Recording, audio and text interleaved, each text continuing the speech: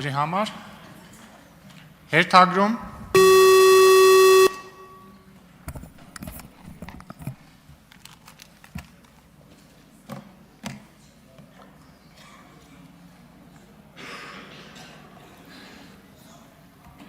հերթագրվել է 55 պատգամավոր,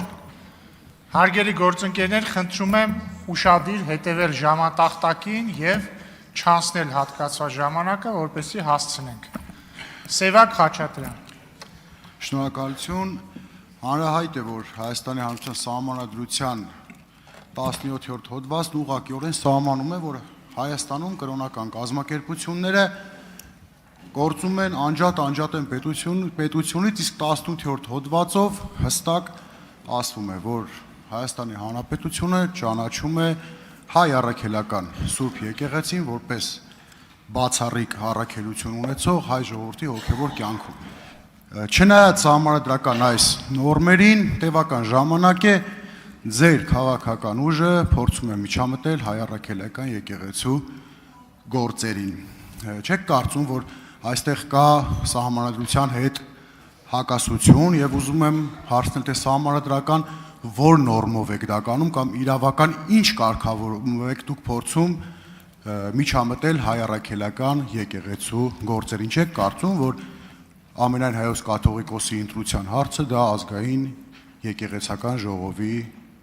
իրավասությունն է։ Շնորհակալություն։ Շնորհակալ եմ հարցի համար, ես ճիշտն ասած չէի ուզենա իրավաբանական բանավեճերի մեջ մտնել այդ թեմայով, որովհետև նաև հարցի բովանդակությունն էլ իրավական չէ։ Կոնկրետ ես իմ դիրքորոշումը կարող եմ ասել և իմ մոտեցումը։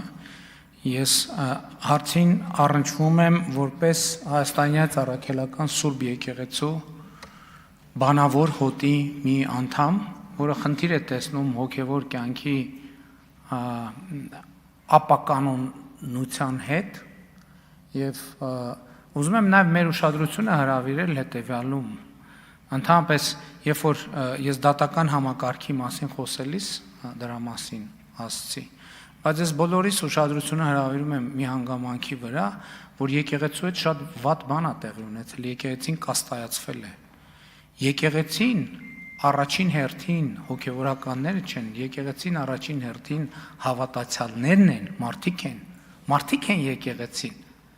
Հոգևոր ծառայողները սպասավորն են, նոր կտակարանում էլ ասվում Հիսուս Քրիստոսի ուղերձը, որտեղ իմ անունով 3 հոգի կհավաքվի, դա եկեղեցի է, այնտեղ չի ասվում, որտեղ հոգևորական կլինի, դա եկեղեցի է։ Եվ ես հարցերին մոտենում եմ որպես հայաստանյան առաքելական Սուրբ Եկեղեցու հետևորդ։ Եւ ելի ինձ համար մեծագույն խնդիրը հետեւյալն է, որ նաեւ այս տրամաբանության մեջ եկեղեցու եւ հոգևոր կյանքի հետ կապված հարցերը նաեւ քաղաքական շահարկումների են ենթարկվում մարդկանց կողմից, ովքեր վստահ չեն, որ հայր մերը սովորել են։ Ես նախընտրական շրջանում էլ ասացի, իհարկե մի քիչ քաղաքական շեշտադրում կա դրա մեջ, ես հարցադրում արեցի, բայց մեն քաղաքական չէր շեշտադրումը։ Ասենք մարդիկ հանդես են գալիս որպես իբր հայաստանյան առաքելական Սուրբ Եկեղեցու պաշտպան, բայց ասենք ես հարցադրում ասացի, այդ մարդիկ Աստվածաշունչը կտականը, ավետարանը իրարից տարբերում են, թե չեն տարբերում։ Սա իհարկե քաղաքական ինչ-որ առումով մարտահրավեր է, բայց եթե մարտահրավերը դնենք մի կողմ, սրա մեջ բովանդակային խնդիր կա։ Ինչա մեզ համար հոգևոր կյանքը։ Ինձ համար հոգևոր կյանքը կարևոր է և ես ձեզ ավելին ասեմ, երբ որ ես ավելի ակտիվ շփվում եմ հոգևոր կյանքով ապրող մարդկանց հետ, ես տեսնում եմ, որ այդ օրակարգը պահանջված և հասունացած է առաջին հերթին համայնքի կողմից։ Եվ ըստ էության խնդիրը դուք սահմանադրությանը հղում արեցիք, բայց հենց եկեղեցում էլ սահմանադրականության խնդիր կա, եկեղեցու կյանքը, եկեղեցու սահմանադրությանը և կանոններին համապատասխանեցնելը։ Ինչից մենք այսօր ակնհայտորեն շեղում ունենք և դրա մասին դուք էլ գիտեք, ես էլ գիտեմ, բոլորը գիտեն։ Ստեղ է պրոբլեմը։ Արձագանք։ Անկեղծ ասած, ես չգիտեմ, չեմ տեսնում, ես միայն քաղաքական այստեղ քայլեր եմ տեսնում ձեր կողմից, կառավարության կողմից իրականացող, եթե դուք ձեր մոտեցումը որպես հայաստանության քաղաքացի եք արտահայտում, դա ձեր անձնական մոտեցումն է։ Ուղղակի սա ներառված է հայաստանյան կառավարության հնգամյա ծրագրում եւ ակնհայտ իր մեջ հակասահմանադրական տարեր է պարունակում եւ տեսեք այդ եկեղեցու մասով այս հարցակումները սկսվեց եւ կարծեմ ամենայն հայոց կաթողիկոսը Ժնևում էր բարձրացեց Արցախի մշակութային պահպանության հարցը եւ քիչ առաջ դուք էլ ձեր ելույթում ասեցիք որ կան հոգեվորականներ ով ուղիղ ցուցումով պատարակների ժամանակ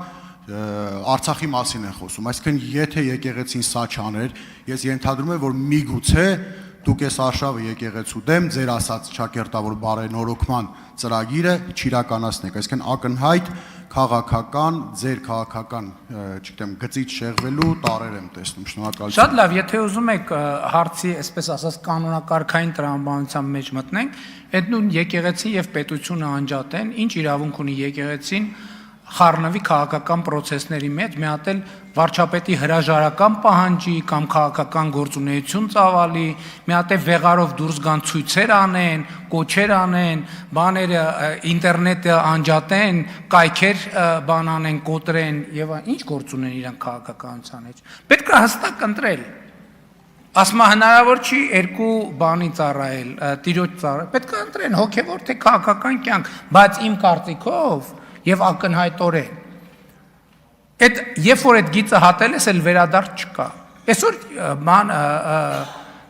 եկեղեցու վերնախավի մի հատվածը առնվազն իրանք քաղաքական կուսակցություն են եւ քաղաքական ձեր շարժման մասնակիցներ են իսկ Կտրիչ Ներսիսյանը ունի դուստր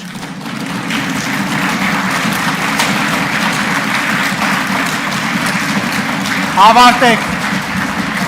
վերջացրեք Դմփնփոց այդ փաստը չի կարա ջնջի, հասկանում եք, Կտրիչ Ներսիսյանը աղջիկ ունի։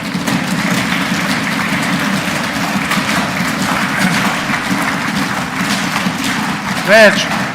Խնդրում եմ դմփացնեն նրանք, ովքեր չգիտեն եւ չգիտեն, որ Կտրիչ Ներսիսյանը ունի աղջիկ։ Հա Ապացուցվեց ակնհայտը, մարդիկ ճշմարտության հետ խնդրեմ ունեն։ Պարոն Մանուկյան լրեք մի հատ Կտրիչ Ներսիսյանը պետք է հանգիստ թողի վերապահարին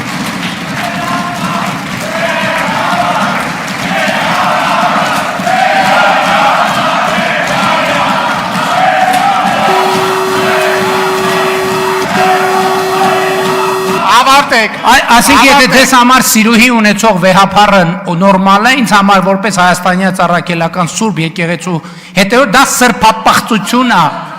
Պիղծ է ձեր վեհապարը, պիղծ է։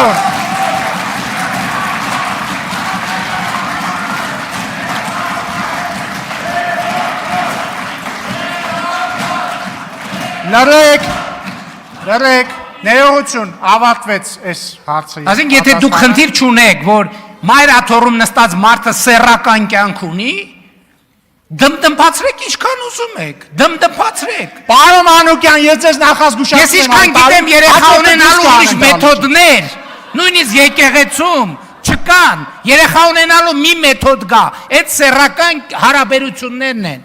Եվ էկոյով է։ Բան կուսակրոնություն եւ ընդ որում ես կարծում եմ որ բոլոր այդ գիծը հատած հոգեվորականները պետք է հեռանան հոգեվոր ամենայն հարգանքով ես չեմ դատապարտում ոչ մեկին բայց իրենք կատարել են իրենց ընտրությունը թող տեղափոխվեն աշխարհի Պարոն վարչապետ անցնենք հաջորդ հարցին ինձ թվում է բոլոր պատասխանները տրված են Լիպսի 1 Գրիգոր Նազելի Բաղդասարյան Մեծարգո վարչապետ, կառավարության կարևոր գերատեսչությունը, նաև համանման հանձնաժողովը, որը պատիվ ունեմ ղեկավարել